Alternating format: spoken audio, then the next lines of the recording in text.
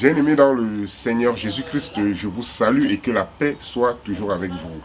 Vous êtes sur Koinonia TV événementiel et en partenariat avec Canal Suisse Color.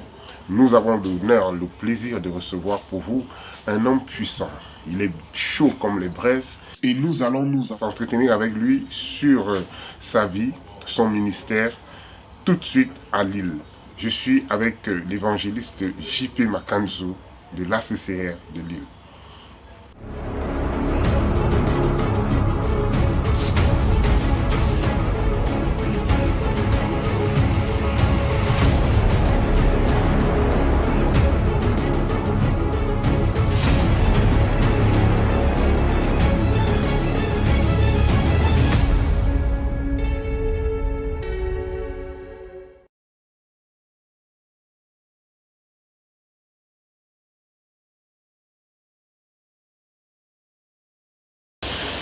Bonjour évangéliste J.P. Makanzo. Bonjour mon frère. Merci encore de nous recevoir ici. Je vous en prie. Alors évangéliste J.P. Makanzo, nous sommes donc ravis de vous rencontrer aujourd'hui. C'est pas facile. Vous êtes une star dans l'univers chrétien. Dieu a fait grâce. Et est-ce qu'on peut savoir qui était J.P. Makanzo avant d'être l'évangéliste? J.P. Makanzo est un homme comme tout le monde. J.P. Makanzo n'est pas un extraterrestre. Il est né d'un père, d'une mère. Mon père s'appelait Maïto Silas. Et ma mère, elle est encore là avec nous. Elle s'appelle Mazeza Elisabeth. Je suis né comme tout enfant. Mais avant ma naissance, Dieu avait parlé à ma mère. Il avait dit à ma mère, cet enfant qui est dans ton ventre est mon serviteur. Je vais l'utiliser comme j'utilise mon serviteur Makanzo. Et tu lui donneras le nom de Makanzo. Ce Makanzo-là n'était pas mon père biologique. Il fut le mentor de ma mère. Il était un grand évangéliste à l'époque. Il servait Dieu dans le monde entier. Et c'est comme ça. Ma mère a reçu cette révélation, elle a cru à cette révélation et j'y suis né. On m'a donné le nom de Makanzo. C'est comme ça que j'ai grandi en tant que Makanzo. Et plus tard, on me disait que je suis évangéliste. Quand je grandissais, je suis pasteur, mais je n'y croyais pas trop. Je n'y croyais pas trop jusqu'à l'âge de l'adolescence. J'ai commencé à faire comme tous les garçons, comme tous les adolescents. Je courais après les filles, après l'alcool, après la drogue. Et c'est à l'âge de 25 ans, je suis arrivé à Bruxelles. Et là où Dieu m'a rencontré, le Seigneur m'a rencontré, et il m'a dit ce que je t'ai exactement.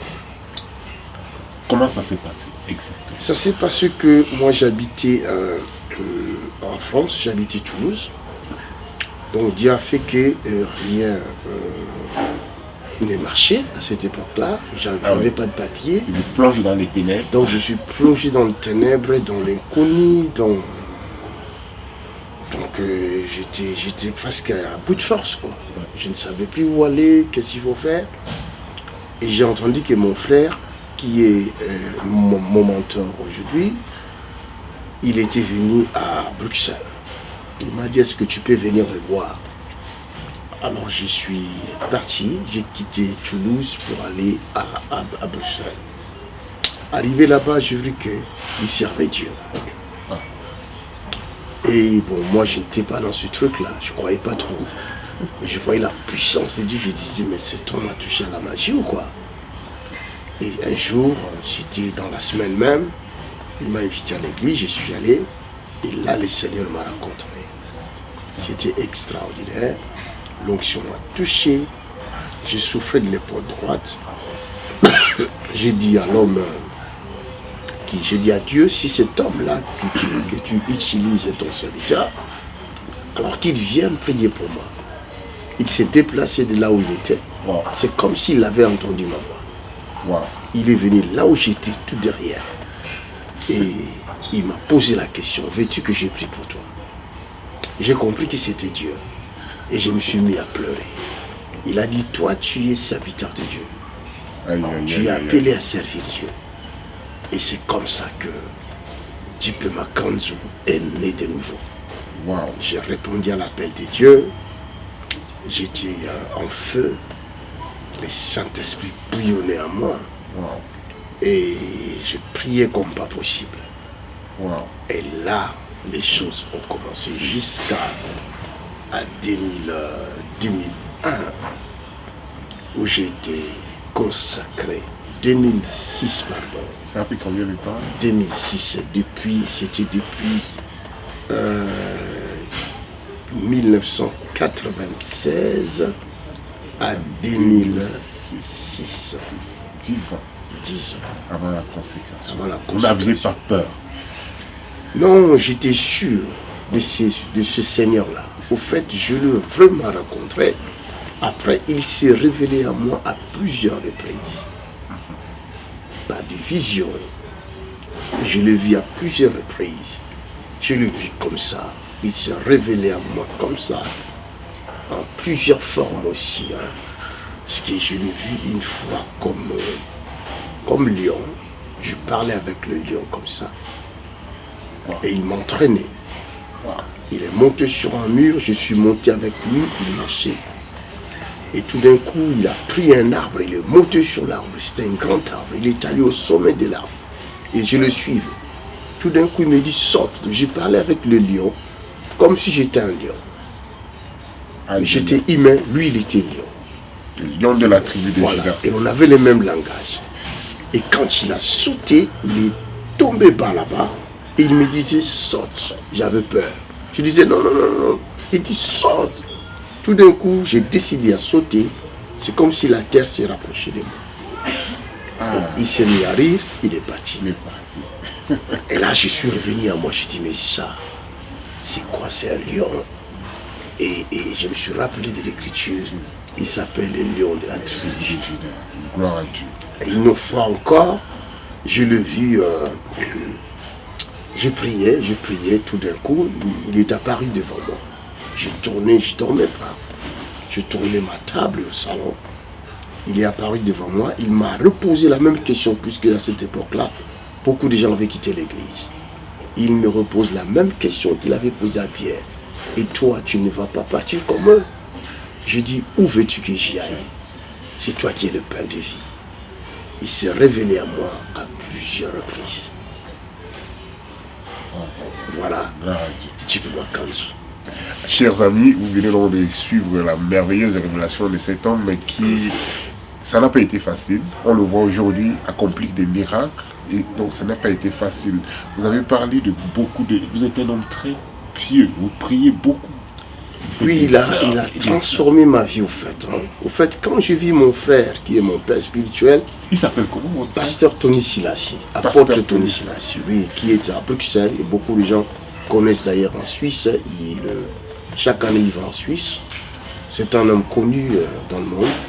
Nous lui adressons nos salutations et la paix soit avec lui. C'est un grand homme de Dieu que j'apprécie beaucoup. C'est un modèle pour moi, en fait. Un modèle de la prière. C'est un homme qui prie fort. Et quand je vis la prière en lui, je demandais à Dieu. C'était un jour, on prenait le petit déjeuner. Je le voyais prier, sa façon de prier. J'ai compris que tout ce qu'il fait venait de la prière. Prière. Et je dis à Dieu devant lui, devant sa femme et les enfants, je dis Seigneur, parce que je prenais beaucoup de café. Je dis Seigneur, prends le café, donne-moi la prière. Et c'était parti comme ça. D'accord. J'ai prié tout le temps, j'ai prié en cours de route, j'ai prié partout. C'est quelque chose que vous appréciez, vous êtes un addict, vous avez donné ça en échange de la prière. Voilà, C'est comme la cigarette, vous pouvez donner la cigarette, vous pouvez donner la musique tout à fait, en échange de la prière. tout à fait, Ça, c'est un enseignement qu'on reçoit ce jour. exactement. Parfait.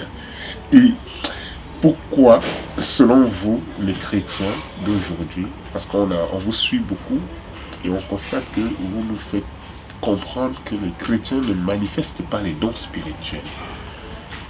Les chrétiens ne manifestent pas les dons spirituels. C'est ce que je regrette beaucoup. Parce que la Bible dit que la promesse de Dieu est pour les Juifs d'abord. Oui. Pierre va dire la promesse est pour vous, Juifs, pour vos enfants et pour beaucoup d'autres. En aussi grand nombre, le Seigneur, notre Dieu, les appelait. Donc, c'est-à-dire que Dieu parlait aux Juifs et il a parlé à l'humanité entière. La promesse est pour nous. Et la Bible dit, j'aime beaucoup ce verset, celui qui croit en moi fera aussi les œuvres que je fais. Et il en fera des plus grandes. Parce que je m'en vais au Père. Mais ce qui est grave, ce qui est triste aujourd'hui, de gens qui se disent chrétiens ne manifestent pas le don de Christ, le don du Saint-Esprit. Pourquoi? Et je me pose la question, si réellement nous sommes chrétiens, pourquoi ne sommes-nous pas comme Christ?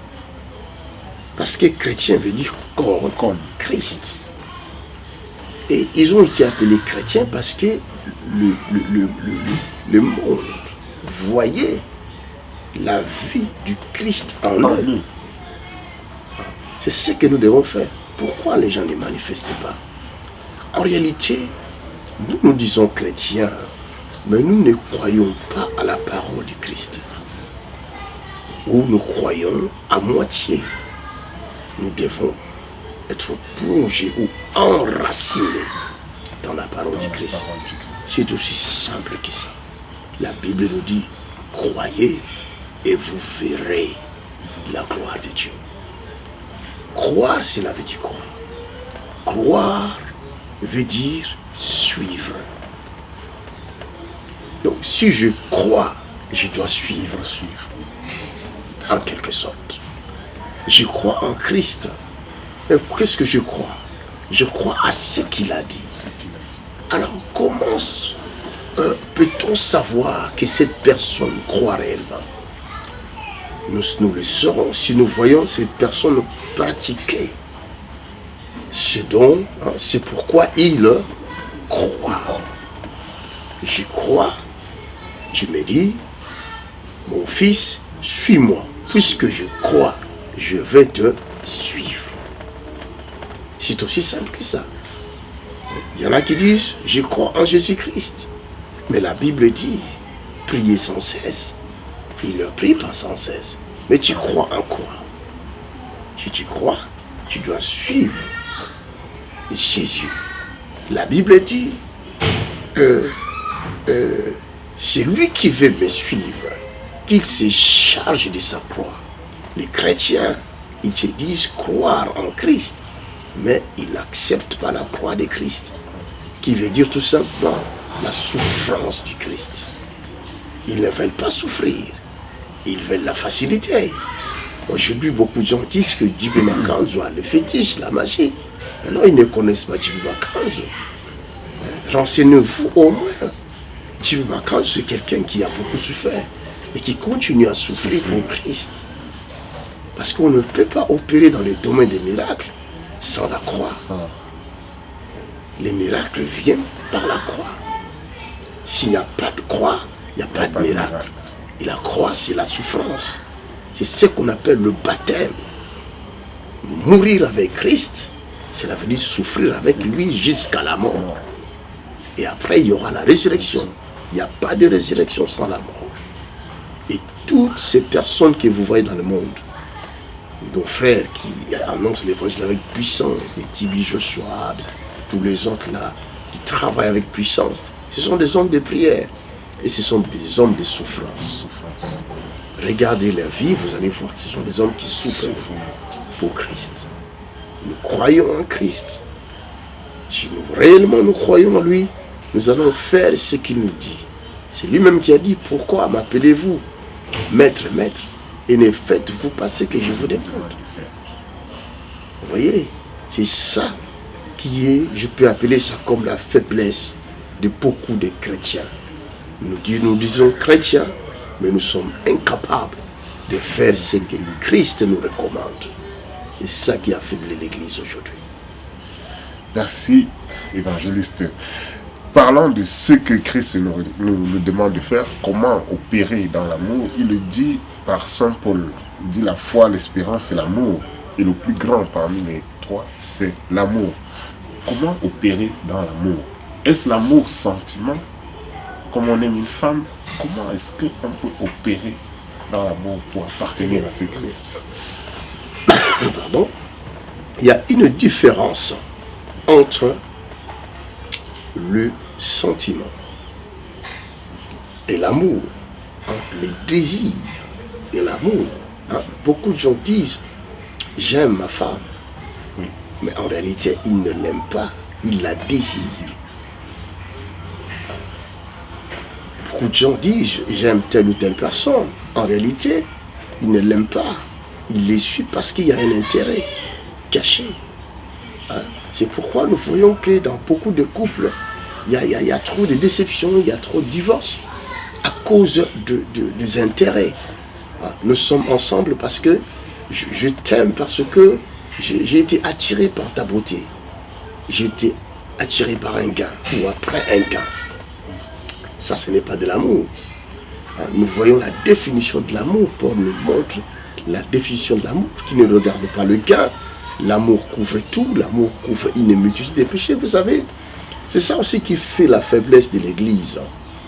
Il n'y a pas d'amour dans l'Église. J'ai remarqué, je suis allé quelque part en Europe, ici en Turquie, j'ai vu le comportement de ces gens-là. Je pouvais oublier mon portable dans un magasin, je fais le tour, je reviens, ils ont bien gardé mon portable. En Turquie? En Turquie. Je me suis dit, si tous les chrétiens étaient comme ça, oh my God. À l'église, il n'y a pas d'amour. À l'église, nous avons de l'hypocrisie. Entre nous, serviteurs, il y a la guerre. Parce que Dieu utilise l'autre, je ne suis pas d'accord. Et pour salir son image, je commence à inventer des histoires. N'allez pas là-bas, il a des fétiches. Mais je sais très bien qu'il n'a pas de fétiches. Je sais très bien que cet homme-là, il a la puissance de Dieu. Mais je le salis quand même. C'est parce qu'il n'y a pas d'amour. L'amour couvre une multitude de péchés. Je peux vous voir en faute, mais puisque je vous aime, je viendrai couvrir votre péché et vous aider afin que vous puissiez sortir de ce péché-là. L'amour, c'est la force de l'Église. Au fait, l'amour, c'est Dieu. La Bible dit Dieu est amour. Si réellement j'ai l'amour, je serai couvert par Dieu. Je produirai le fruit de l'amour. Si j'ai Dieu, je produirai l'amour. Alors c'est pourquoi nous voyons la faiblesse de l'Église aujourd'hui. Beaucoup de gens disent qu'ils ont Dieu, mais ils n'ont pas Dieu. Il n'y a pas d'amour. Et quand il n'y a pas d'amour, les dons du Saint-Esprit ne se manifestent pas comme il faut. Là où il y a l'amour, la Bible dit un cœur joyeux est un remède. Donc un cœur rempli d'amour, c'est ce cœur-là qui est joyeux. Et je regarde quelqu'un avec compassion, automatiquement la guérison s'opère. C'est aussi simple que ça. Dans le domaine des miracles de guérison, sans l'amour, il est difficile de travailler là-dessus. En comprenant le secret de J.P. Makanzou, c'est l'amour. C'est l'amour qui fait que J.P. Makanzou fasse autant de miracles, autant de guérisons. Les aveugles le voient ici à Lille. Les boiteux marchent, les sourds entendent, les malades guérissent. Alléluia. Et ceux qui veulent être remplis du Saint-Esprit le reçoivent. Il suffit de croire. Amen. Par l'amour. Amen. Nous rentrons en Suisse. Qu'est-ce que vous aimeriez que nous retenons de vous? Qu'est-ce que nous devons retenir de J.P. Makanzou? Un sapeur? Non, J.P. Makanzou, c'est quelqu'un qui annonce l'évangile, qui présente Christ. Le souci de J.P. Makanzou, c'est de présenter le vrai Christ. Et je veux que la nouvelle génération arrive à comprendre qui est réellement Jésus-Christ et quelle est la pensée du Christ. Parce que dans 1 Corinthiens chapitre 2 au verset 16, la Bible dit, « Or nous avons la pensée du Christ. » Avoir la pensée du Christ, c'est avoir l'esprit du Christ. Les jeunes doivent comprendre cela. Que si nous voulons marquer notre époque, laisser les empreintes, nous devons avoir la pensée du Christ. Et mon souci, c'est de communiquer cette pensée à la nouvelle génération. À la nouvelle génération, qu'ils arrivent à opérer, à marcher comme Christ a marché, et afin de laisser des traces sur la terre. Et l'évangile du Christ est vraiment, n'est pas vraiment compris, surtout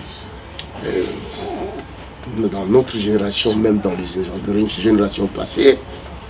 C'est pourquoi il n'y a pas beaucoup de signes et de prodiges. Mais ceux qui ont compris l'évangile du Christ ont laissé des traces. Et J.P. Makanzu n'est pas un sapeur. Mais J.P. Makanzu, c'est quelqu'un qui aime et se mettre à sa place. Je ne peux pas présenter l'évangile du royaume de mon Père en étant sale. C'est-à-dire que la Bible dit que c'est de l'abondance du cœur que la bouche parle.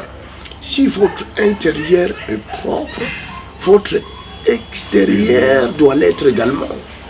Nous devons être présentables. Vous venez chez moi, vous avez besoin de l'eau, je vous donne de l'eau à boire, mais je suis sale. Je pense que vous allez boire, peut-être avec de réserve, ou par honte, vous allez dire, il n'y a pas de problème, je bois. Mais la prochaine fois, vous ne viendrez plus demander de l'eau chez moi. Je présente l'évangile, je dois être présentable. Parce que notre Dieu est un grand roi. Regardez bien dans la Bible, Jésus-Christ était lui-même bien habillé. Et d'ailleurs, il n'y avait pas de couturier qui pouvait coudre son vêtement. Il avait une tunique sans couture. Voilà. Bien-aimés, vous qui nous regardez, je vous rassure que vous qui nous regardez, ça, c'est un évangéliste qui travaille à travers l'écran.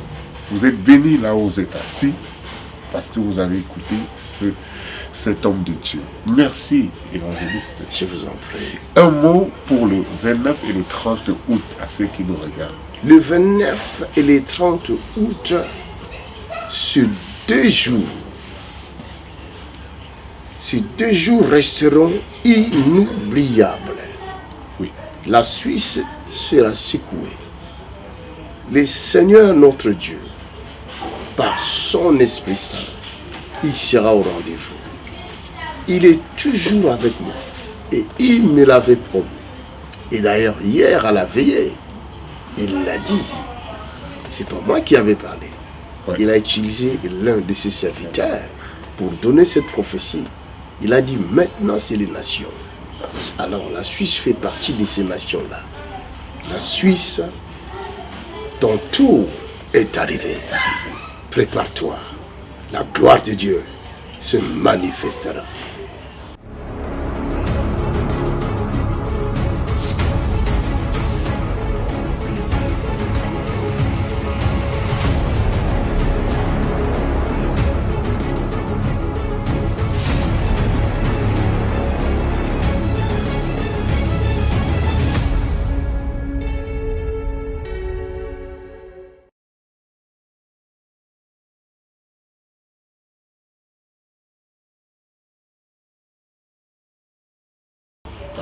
Le 29 et le 30 août à Genève, à l'hôtel Ramada encore, nous serons bien là. De 17h à minuit, 2 jours de soirée de gloire.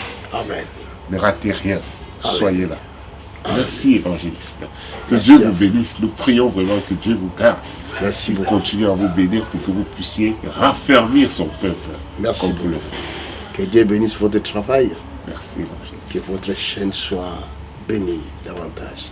Nous le croyons. Au nom de Jésus. Amen. C'était donc notre bref entretien, mais très puissant, parce que on sait de quoi on parle. Je vous dis à très bientôt, avec le même plaisir sur la même chaîne. Je suis Jordan Balcon pour Koinonia TV. Merci. Amen.